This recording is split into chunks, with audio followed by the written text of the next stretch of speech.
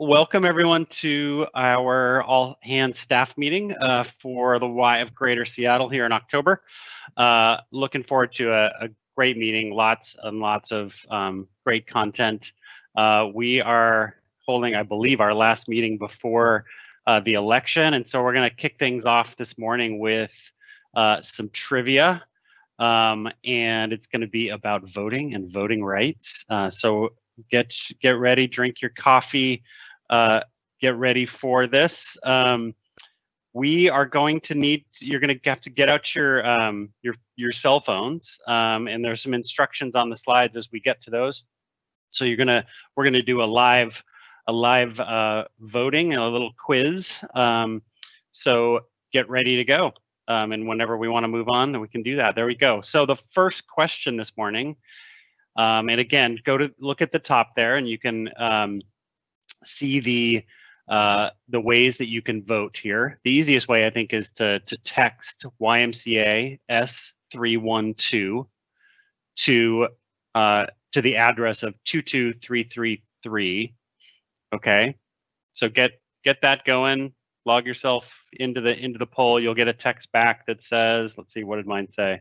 It said you've joined the YMCA Seattle session, and then you're gonna type in once you get that text back and select A, B, C, or D for the answer to this question. The voting rights of citizens of language minorities were solidified in amendments to the Voting Rights Act enacted in what year? Again, type in the letter, not the year. A, B, C, or D.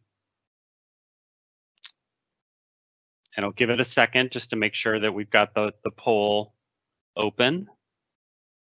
I'm going to type in my answer and see how that goes.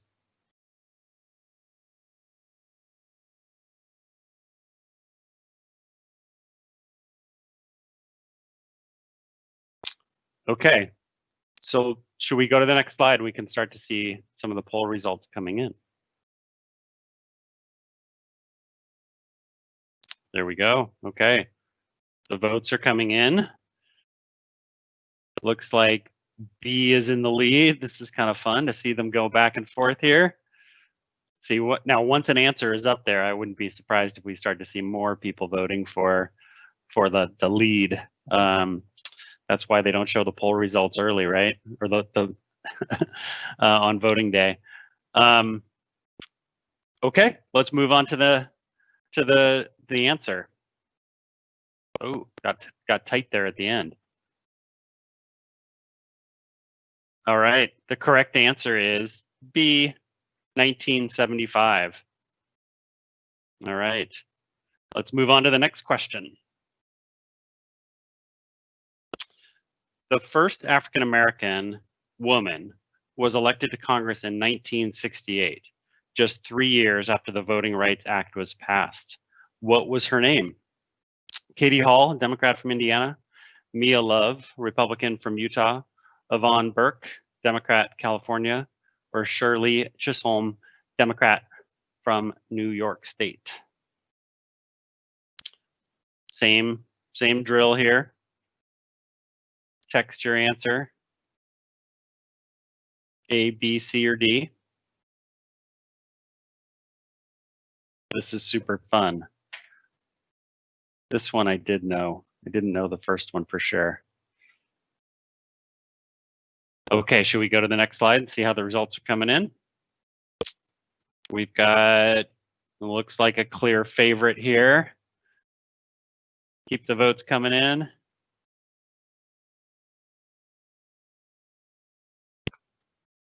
All right, 3 out of 4 say Shirley Chisholm, which is correct.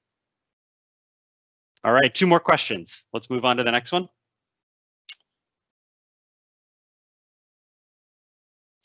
Polling places did not need to be accessible to the disabled until what year? 1984, 1994, 1990, 1976. Make sure you type in the letter, not the year. A, B, C, or D.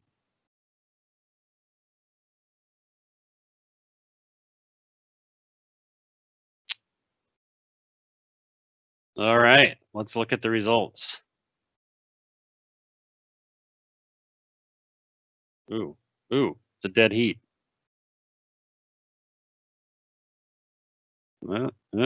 Getting close. All right, I know we're getting up against time, so let's move on to the next one, or next to the answer, I mean. The answer is A, 1984. Okay, so that was the first one where the overwhelming majority of our staff were wrong, I guess, overall, because B led. All right, let's go to the last question. Before 1918, or before 2018, which 3 states had all mail elections where all registered voters received ballots in the mail and then returned them either by mail or at specially designated sites? A, B, C, or D? You can see the combination of states there. All right, let's look at some of the results. Okay. Ooh, people seem to know this one. Everyone seems to know that Washington was one of them. That's good, since we've all been voting that way for a while, and it's been working without a hitch, hasn't it? Oh, now we got 100%. All right, I think we got the answer to that one. Let's move to the next slide. The answer is D, Colorado, Oregon, and Washington. All right, everyone, thanks for playing along this morning. I will turn things over next to our CEO, Loria Yaden. Again, welcome to the All Hands staff meeting. Have a great day. Okay, Mark, thank you for kicking us off this morning. And thanks to everyone for participating in our trivia. It's very apropos that we picked the subject of voting. Hopefully you like my background. There is no more important time to vote and to exercise our civic duty than right now. And with ballots coming this week, our opportunity to count and to have our voices heard is imminent. So be on the lookout for your ballots, and hopefully you're planning to return those as soon as possible. I'm Loria Yaden, the President and CEO of the YMCA of Greater Seattle. Happy to be here with all of you. If we could go back to the prior slide, please. I want to open by focusing us all on our mission, our values, and our equity statement. Our mission calls us forward to build a community where all people, especially the young, are encouraged to develop their fullest potential in mind, body, and spirit. Our values that we hold sacred: caring, honesty, respect, responsibility, and passion for excellence. Our equity statement, our promise to our community, says that the Y actively promotes a culture free from bias and injustice. We are dedicated to removing institutional and systemic barriers that result in oppression and racism. We will be accountable to marginalized communities for creating equitable and sustainable environments where social justice is woven into every facet of our programs, and by caring for our communities in a culturally versatile and respectful manner. Those are our truths. Those are the principles on which we stand as an organization. Next slide, please. So let's reflect on our agenda for the day. We have some really interesting topics for everyone.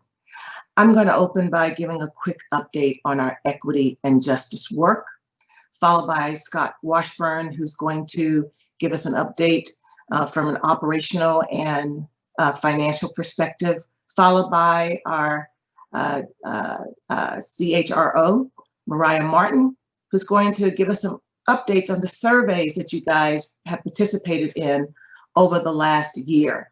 And then we'll round out with some Q&A opportunities for all of you. Please get your questions ready, as we will have the senior leadership team on deck to answer those questions.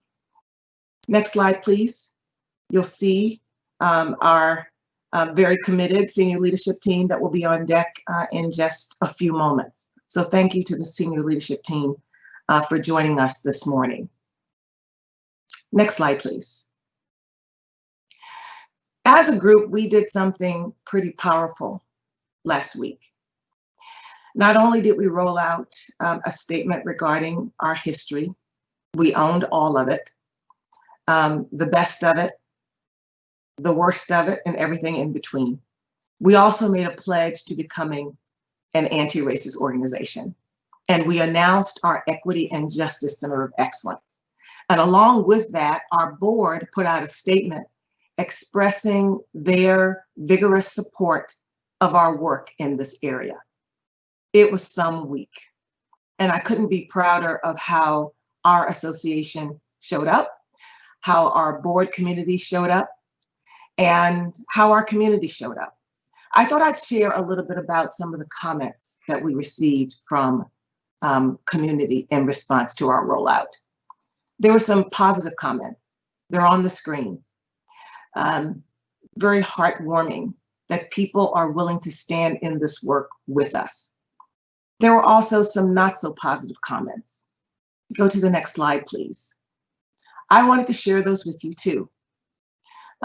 This is not about pushing an agenda. This is not about right or wrong. It's about where we stand as the why. And that's anchored in our mission, our equity statement, and our values. There are some who vigorously stand with us in agreement, and there are others who are at a different point in their journey, and that's okay. Our ask of all of us is to start where we are on our journey. Some will choose it and some will not, and we will respect that, but we will stand as the why. These comments give us information on where community is, so we know what more we need to do, and we can better understand the hard work ahead of us as we make progress towards advancing our equity and justice work. Next slide, please. So last week we rolled out our roadmap. We made our announcements, which puts us in this collective learning phase. Thanks to many of you who signed up to be part of our subgroups. There's a lot more coming. You'll hear some of that from Mariah Martin in just a few minutes, but there's still more work for all of us to do through our focus groups, through these sub-teams to build our action plan. So let's look at where we are on our timeline. We're making progress. You see the check marks. These are things completed. There are some additional steps. We decided to extend our sub-team volunteer signups through this past Monday, and we will be announcing those sub-teams on this coming Monday. So look forward to that. To date, we have over 85 people who've signed up to be part of those sub-teams, and that is so heartwarming to know that so many of our staff members want to make time and space, even with the hard jobs that they're doing, to participate in this work. I consider that an extremely good thing. And over time, we anticipate everyone who's inclined to sign up for this work to be able to participate. So stand by for those announcements early next week. And there's more work coming later on this year. Next slide, please. With the work that we have to do, and with the fact that our equity and justice officer has not been named, I've made a decision to appoint an interim equity justice program executive. And the person being appointed in this role is Miller. Many of you know Miller as the executive at our West Seattle branch in D1. And I could not think of a better person who's more passionate to join us in this work on an interim basis to help us make progress, even as we structure and make plans to staff our Equity and Justice Center of Excellence. So I ask each of you to please join me in welcoming Miller into this role.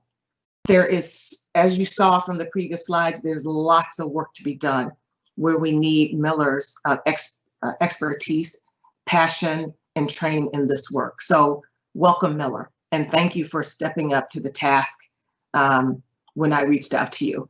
So thank you very much. And to D1, that's giving me flexibility here. That's just so important in this moment. So thank you all. Next slide, please. I wanted to remind everyone of our call to action for staff.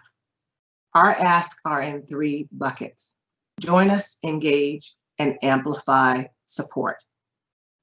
You can join us, if you haven't already, by taking your own journey. Go deep in some of the trainings that we're offering. Pause for conversations with others. It's all about you and your journey. Some may be further along the path than others. I ask that you start where you are. My only ask is that you be intentional about making progress every single day, whatever that means for you. But as a baseline, stand committed to standing in our mission, equity statements, as well as our values. Our members, our participants, and as staff members, we owe that to one another. Get engaged. I did get the question, am I going to lose my job if I don't sign up for a sub-team? The answer is no. You will not lose your job because you will not sign up for a sub-team. But it's required and incumbent upon all of us to ensure that we are living our mission, equity statements, and values every day for the sake of our participants, for the sake of our members, and for the sake of each other. That's what's required of us as staff members of the Y. And if you have other questions, I invite you to have a conversation with your supervisor. You can feel free to post any questions that you might have here in the chat box, I guess our Q&A box, and the senior leadership team will answer those questions during the Q&A session. Amplify your support. As you stand in this work with us, we ask that you share your support with others. You saw the negative comments, and I hear from many of you, actually, their overwhelming support of the messages that I receive have been positive. It's interesting that more of the public messages have trended negative. Those who have something negative to say tend to speak out more than those who have something positive to say.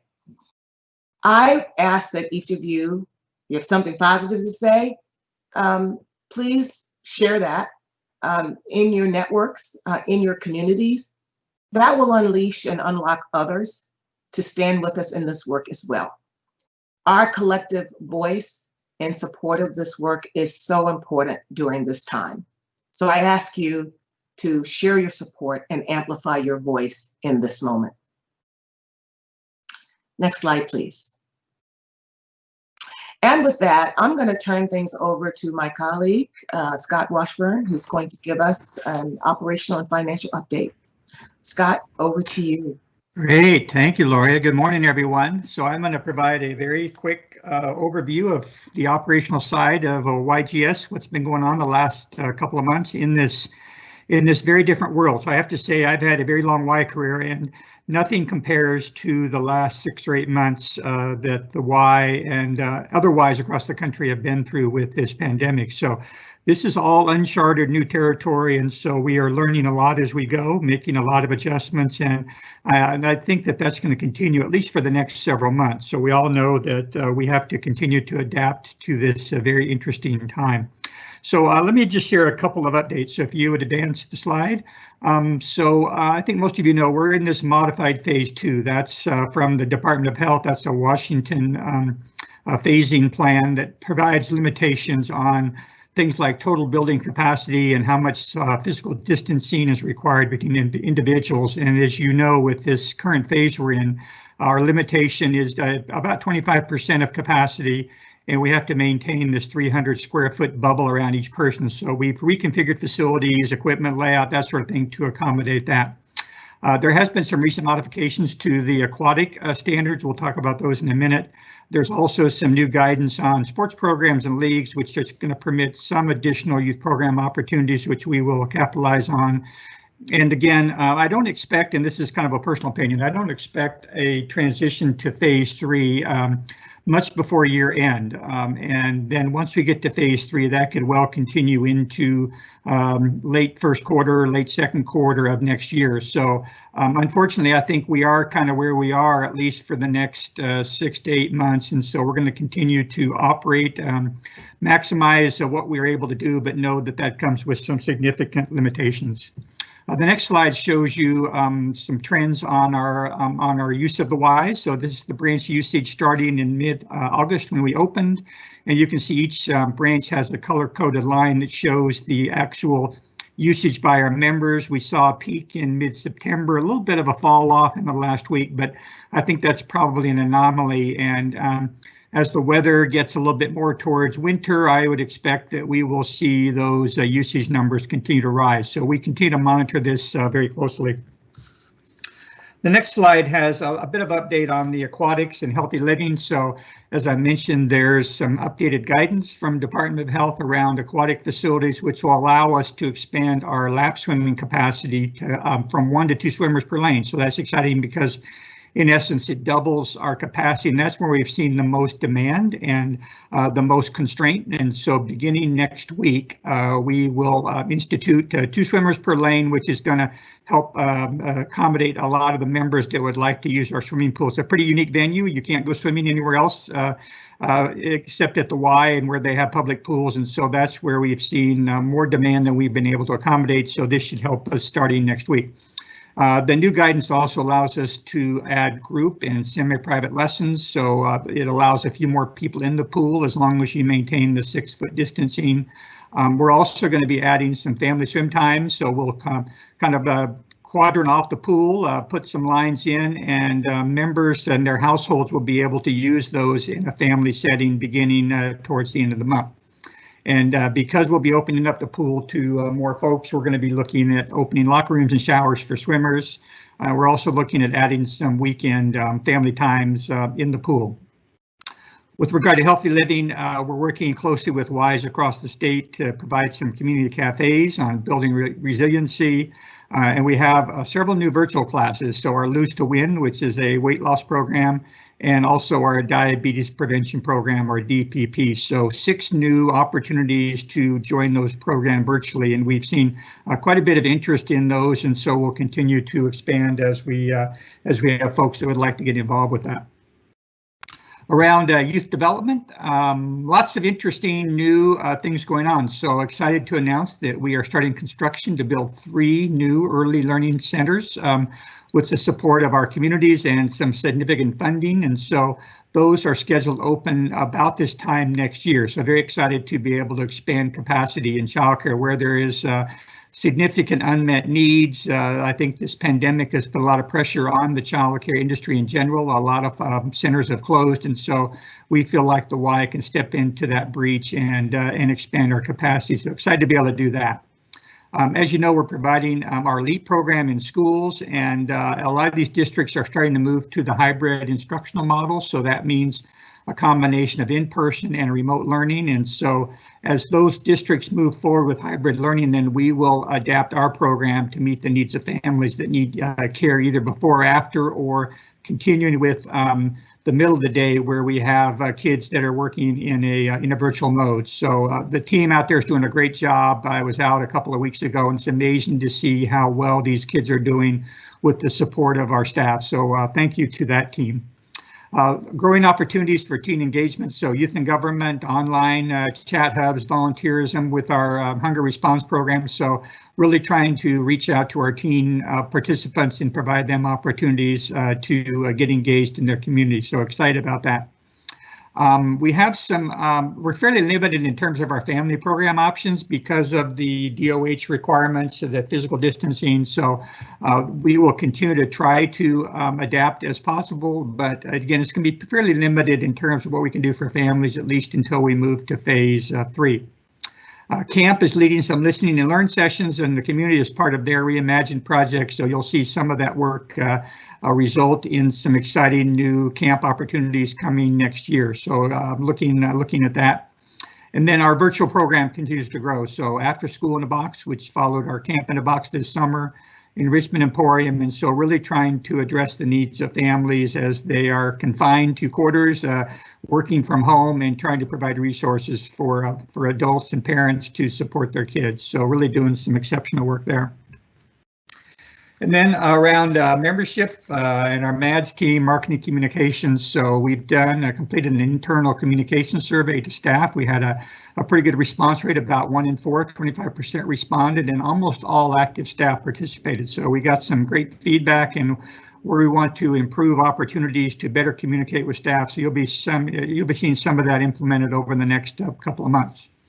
Also monitoring the communication regarding equity and justice. You saw Loria shared some of those comments in her early slides. And again, the sentiment is running about 50-50, positive and negative, which isn't a huge surprise, but we will continue to invite and encourage folks to tell us what they think about this work that we're embarking on.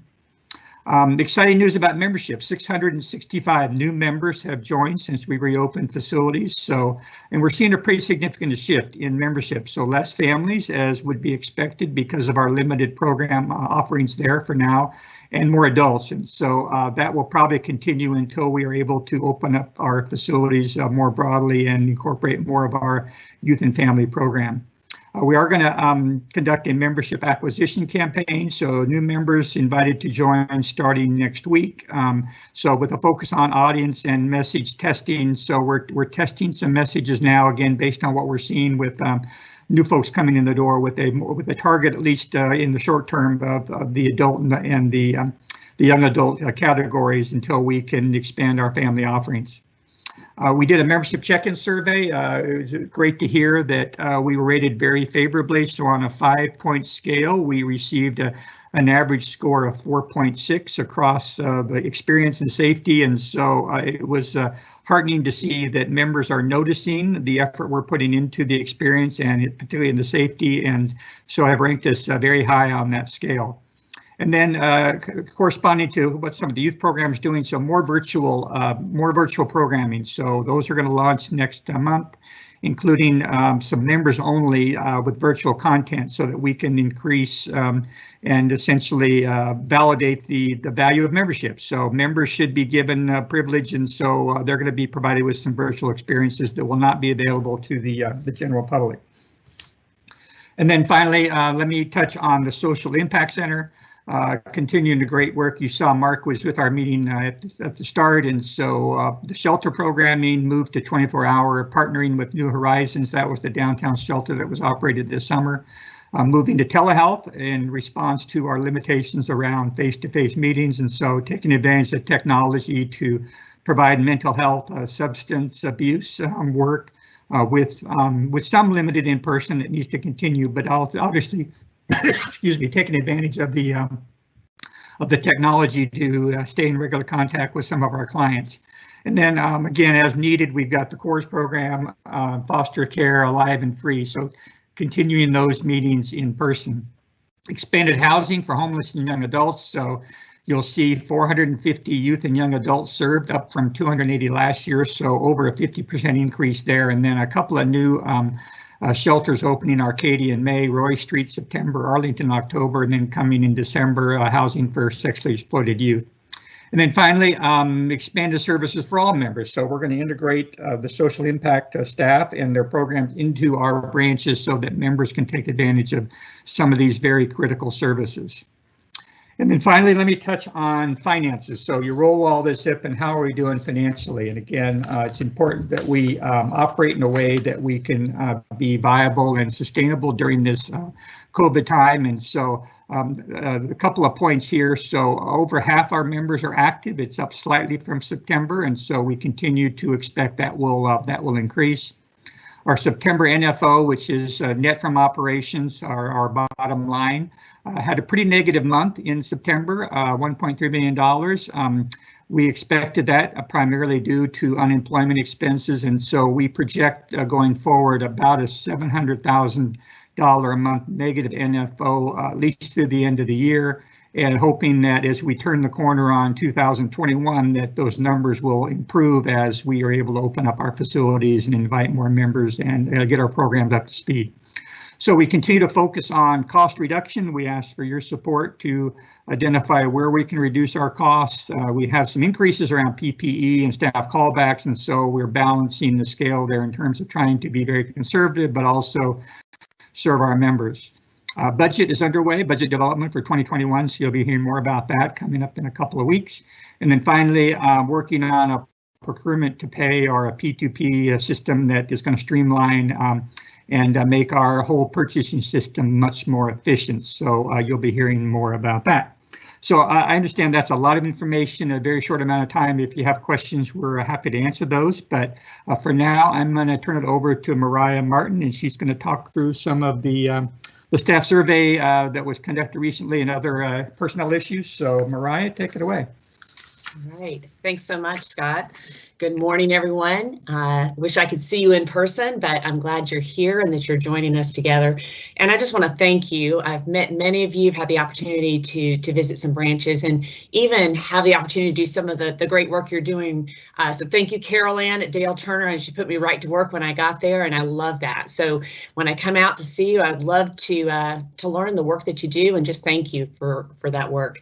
So I do want to start before we get into the conversation about the climate survey to address one of the questions that's already been asked regarding the interim assignment. And so a question was asked, was that interim assignment posted? And I think it's important that we define what an interim assignment is to set the context.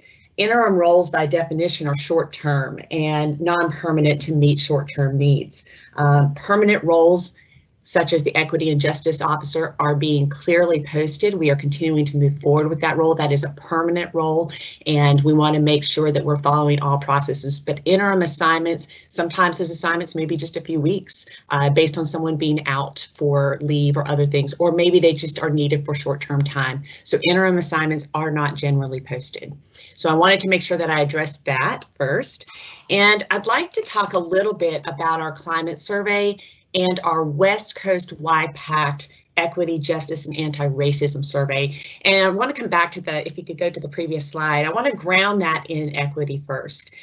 As Lori mentioned at the beginning of this meeting, she centered our work on our mission, vision, values, and our equity. So as we consider the patterns and trends that I'm going to be sharing with you in just a few moments, very valuable feedback that you have provided to us. We are instituting what we're calling feedback on feedback, not just take a survey and then you never hear anything about it, but let us share with you what you shared, what we saw as patterns and trends, and then come together to work on solutions to address those patterns and trends and those next steps. Equity means opportunity and access for all, and all means every individual, every employee having the opportunity and the access to provide information, to provide their perspective, for the opportunity for them to show up as their authentic self. And when we're asking questions, we want to hear. So let's talk a little bit first about the 2019 climate survey. So the 2019 climate survey, as many of you who were with us at that time, was conducted in December 2019, the first couple of weeks, and we had a 40% participation rate, which statistically speaking is fairly good. We did talk with McLean & Company, who is the company that helped us to conduct that survey, and a better participation rate, and one that we're going for 2020, is an 80% participation rate. So you're going to hear quite a bit about the 2020 climate survey towards the end of this presentation, but I wanted to let you know that it's important that we hear from each one of you when we're talking about specifically our climate survey, because it is your perception of what's happening in YGS. Overall engagement of all locations was 52.77%, and we have a benchmark of 55.1% to similar organizations. So that kind of gives you a context for where we sat as YGS as a result of the December 2019 survey. One thing I will note as well is the 2019 climate survey was conducted pre-COVID, pre-standby, pre-furlough. So a lot has changed in our workforce. And so we'll talk a little bit more about that as we talk about the next steps from this data. Next slide, please. In the climate survey, there are several drivers of engagement, and it can be challenging to think, okay, what What does it mean to have an engaged workforce? Well, McLean has identified some of those drivers: customer focus, culture, employees, manager relationships, company potential, learning and development benefits, senior management relationships, and compensation. And your screen reflects the results of the 2019 climate survey. The items that are in blue or on the left side of your screen were areas in which we showed growth or that we scored relatively high. These are strong areas for YGS according to that survey. The items on the right were areas of growth or opportunity, and they're identified there in green.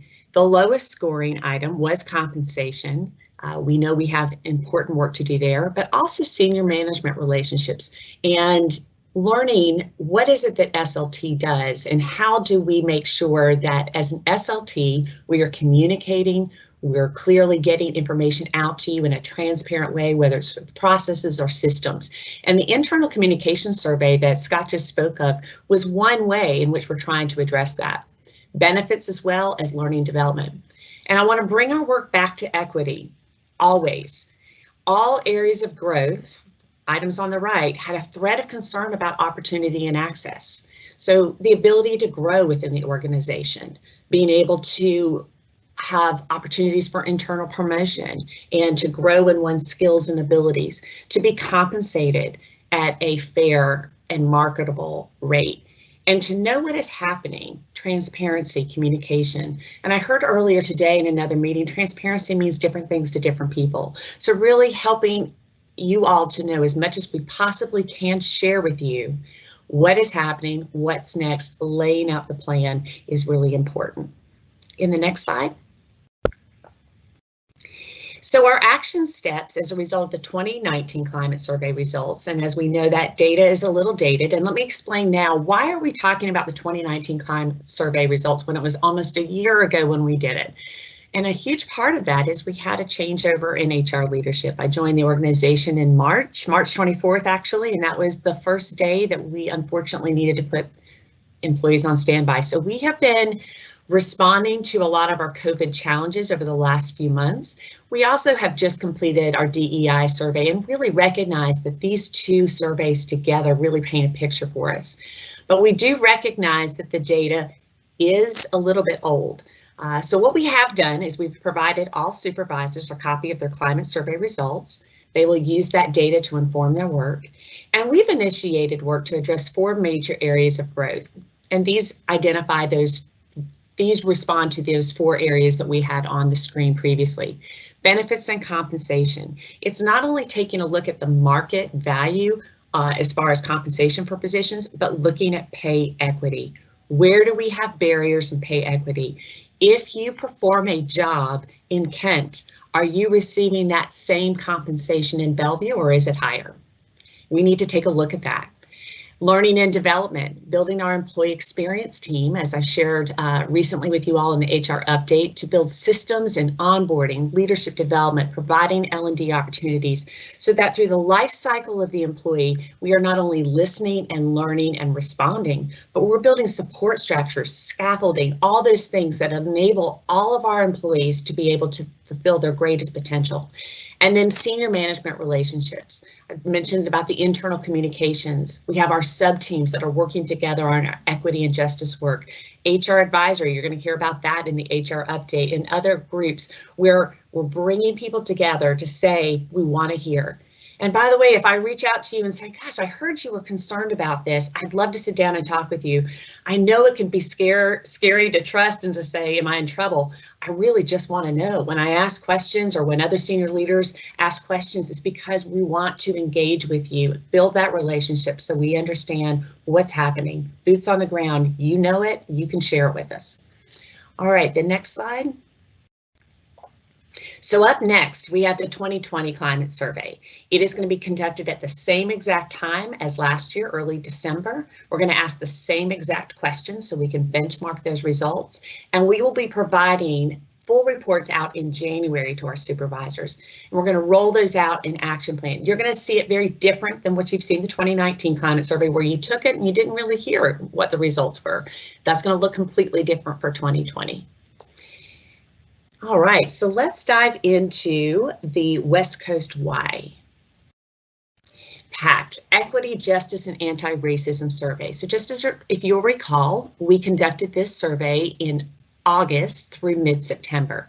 We had a 17% participation rate, which is not bad. We would love to see that increase. It was a lengthier survey with 48 questions and 6 open-ended questions, and the scores ranged from 0 to 4.0. And it assessed several different areas: governing boards, senior leadership, team leadership, staff and volunteers, and learning culture and strategy. And in the next few slides, I'm going to touch base on each one of those. All right. So our governance board, major patterns and themes. Certainly, the public declaration in support of our racial equity was valued, and we heard from our employees clearly they appreciated that. There is a gap of understanding in who the board is, what they do, what the processes are for how they work, and there is a perception that we are more talk than action at this point, and that we need to dive down into, yes, it's one thing to make a public declaration. What does equity look like day in and day out? Next slide, please. For senior leadership, some of the major patterns and trends we saw from the survey results is that YGS senior leadership, we do speak clearly about this work and we're a champion.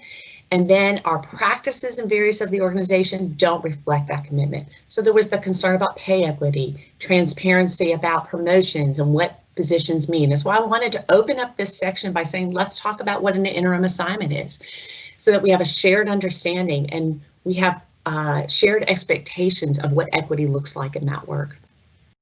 Next slide. For team leadership, what we heard from our employees is that our team leadership does provide opportunity and access and articulates the value of diversity. We recognize that that is what makes YGS a wonderful organization, but we need to address systemic barriers that work against racial equity. We need to have difficult conversations about when inequity shows up and how do we address it. And so building that work together. The next slide, please.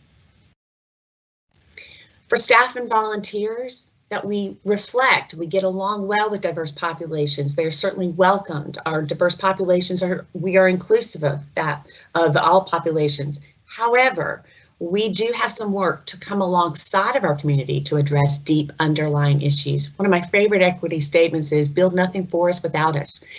It cannot be that the YGS is building solutions for people without them. And so that was a key statement that was mentioned in the survey as well. All right, next.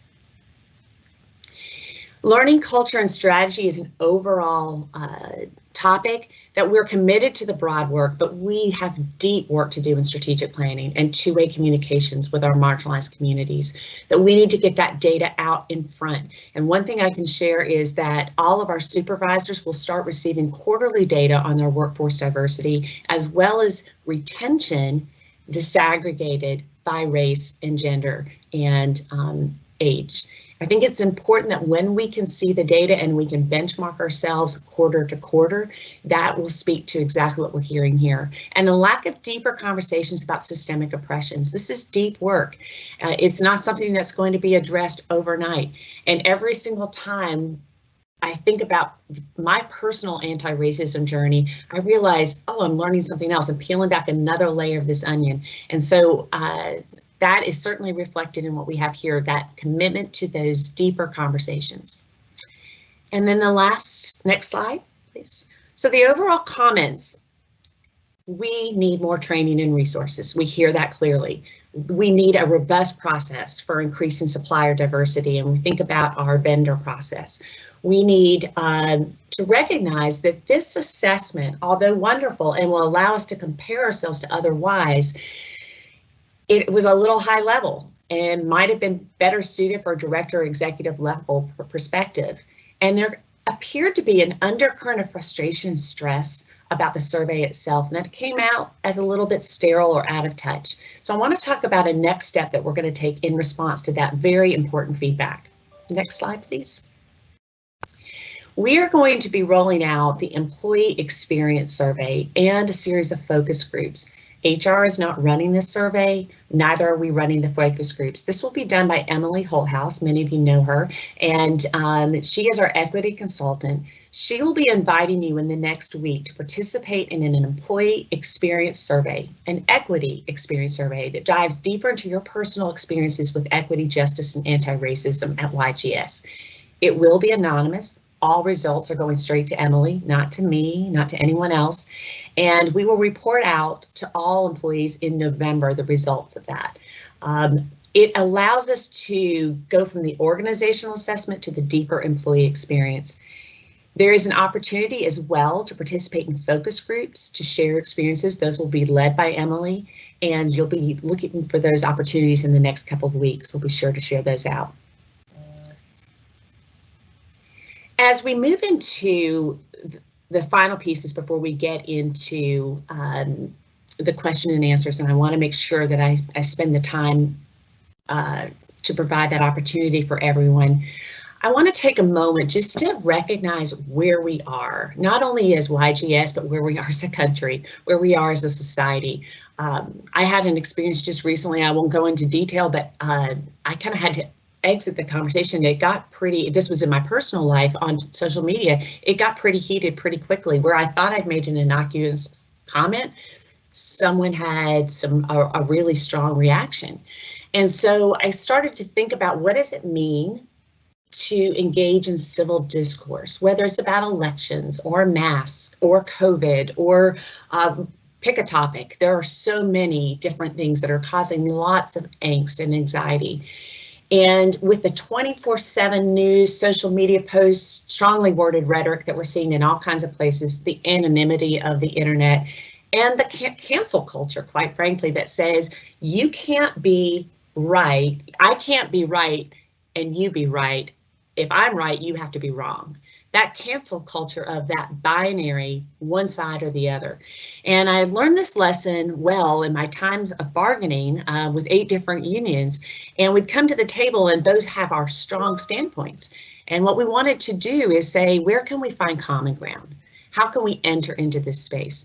So we've put a few suggestions up here. We're going to add this to the HR update as well this week, a much deeper conversation about this. But first, understanding others' perspectives. There doesn't need to be a winner or loser. It really can be about, let me find out more. Let me ask more questions. That may not be how I see it, but you have a truth and I want to hear your truth. Of course, demonstrating empathy, and often verbal attacks, aggressive statements, often mask deeper fears and concerns. So learning to understand why someone feels that way.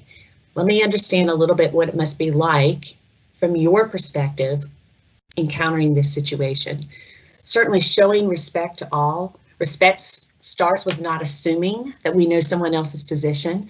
We don't walk into a situation assuming that everyone's going to vote the same or see things the same way. We recognize that each one of us have different perspectives. And practicing the win-win discussions is when we each recognize the priorities and concerns of the other and we seek to come to agreement. That worked well for me in bargaining overall, when I could say, what is the need we're trying to address? And really focusing on that instead of what I often would hear as, you know, I need a 20% raise. Well, what is the need that we're trying to address? And considering that the impact of words and actions is not the same as intent. And this is something as a human being, I deal with this all the time. I think that I'm sharing something that's helpful. I think I'm sharing something that is caring, and it doesn't land that way. And I need to hear that. And so as we enter into these difficult conversations, recognizing that our intent is not always seen, but our impact certainly is, and we own both. So as I said in the HR update, we'll be sharing a little bit more about how to manage those difficult conversations, when to exit possibly, but we want to make sure that as we do this work together, we do it with care, we do it with respect, recognizing the humanity of each person. So the next slide. How can we all help in this work? So we've provided a couple things. We try to end every meeting this way and making sure that we all have real action steps that we can take. follow the protocols. It's so important that we're wearing our masks, that we're washing our hands, that we're social distancing. Safety is all of our responsibility. Certainly the care for yourself, for your family. And then let's continue our personal growth and becoming anti-racist. That's something that each of us at every part of this organization want to engage in. Being kind to ourselves. Above all, let's be kind. Let's do something that brings joy and renews our spirit, and creating some judgment-free space for ourselves and others and show grace. And that includes examining our own assumptions, looking in that rearview mirror before we look out the window at what somebody else may not be doing, and then fundraise. Invite your network to support our Equity and Justice Community Fund. So with that, I would like to invite us into our Q&A. And so I believe Alonda is going to be helping us to facilitate that.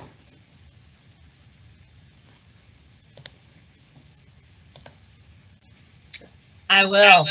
Thank you. Okay, so we have a lot. And so, Mariah, the first thing I'll start with is for you. We'll start with questions around will you publish pay equity and job titles? And there's a concern or question making sure we can ensure pay equity if there isn't transparency in pay ranges. So this is about publishing pay rates and job titles. Lots of likes for that question. Yes, absolutely. We've taken some initial steps, as many of you know, in our postings. I believe it was quite a few months ago, not long after I came, we began posting the salary information on our job postings. That was just a first step. Yes, we need to make sure that our salary ranges are clear, that people know what those are. And we also need to set a clear process for what is considered when an individual is placed on the salary schedule.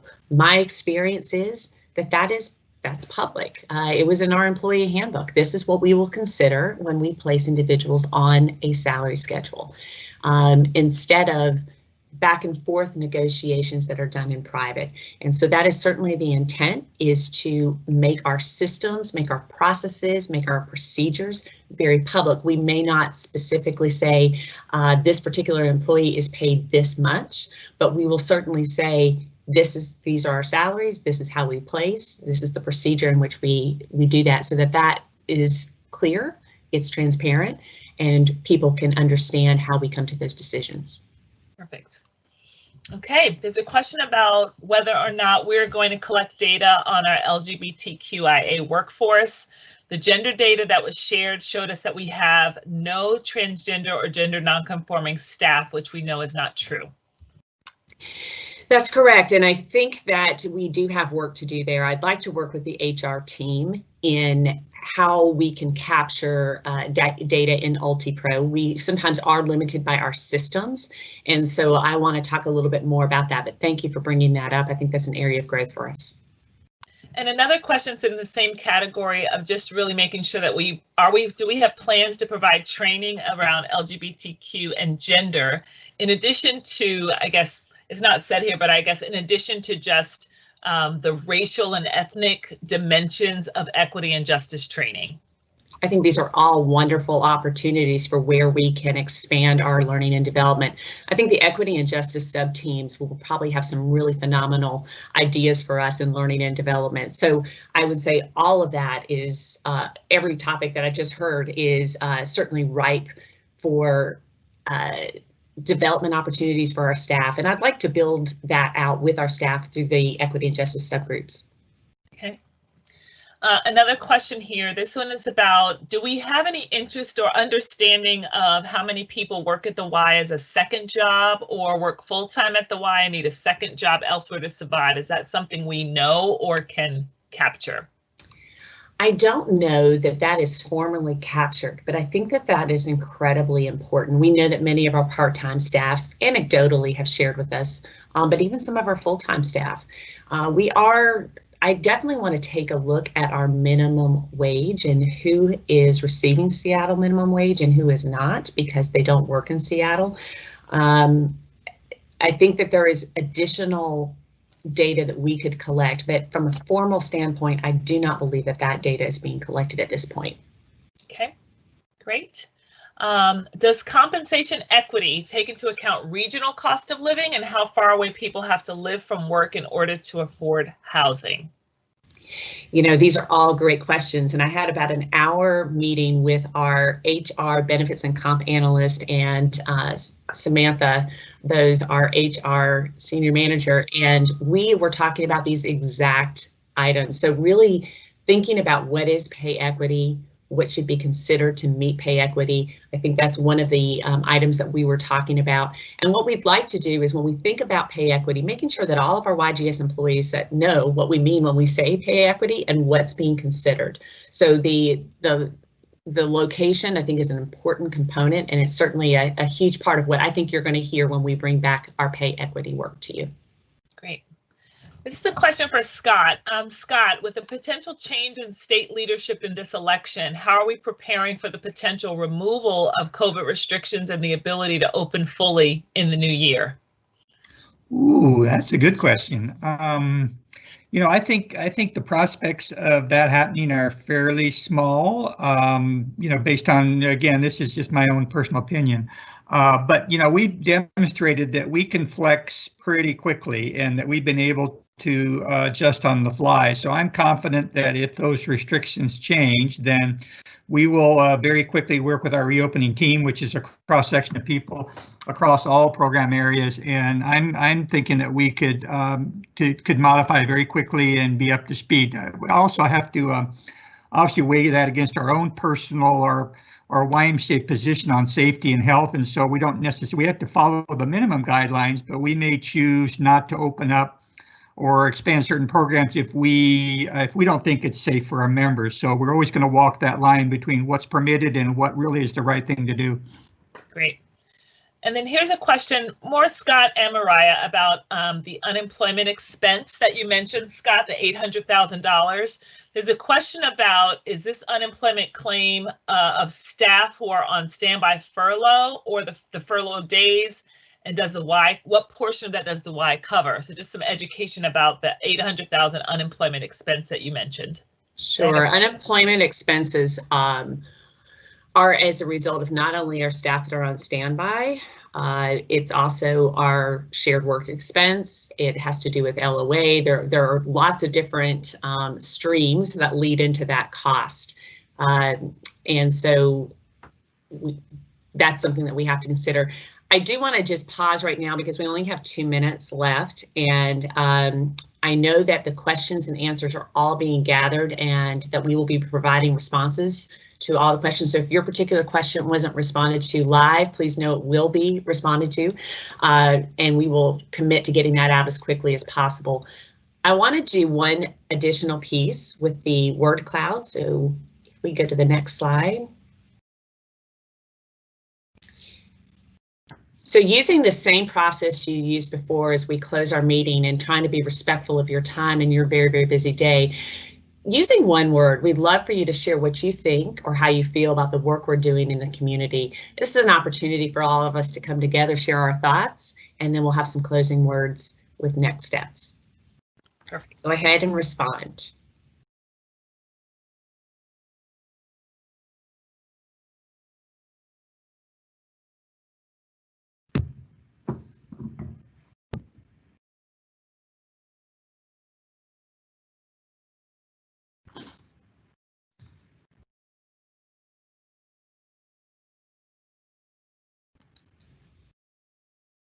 All right, many of you are still submitting responses, and as we close, as Gloria shared in her opening remarks, our staff in YGS, make it possible to do the work we do. We cannot do this work. Our employees are the heart of this organization, and your contributions are invaluable. I know that you're always eager for additional ways that you can help out, so we'd like for you to continue to think about how we come together as a community, take care of one another, take care of the great mission we have ahead. And as we look at the words up here, that we're proud, we're optimistic, that this is meaningful work. It is hard work, We're going to have really deep, hard conversations. Equity is one thing to talk about. It is another thing to do day in and day out. And it may require that our culture shifts in some things, ways that we've always done things we're going to have to do differently. But we're committed to this work. So thank you so much for these wonderful words. And it is 10 o'clock. We want to make sure we honor your time. And again, we commit to getting the responses back out to you. Thank you, Alonda, for facilitating our Q&A time, and for everyone else who is on the call today. Thanks so much. Thanks, everyone.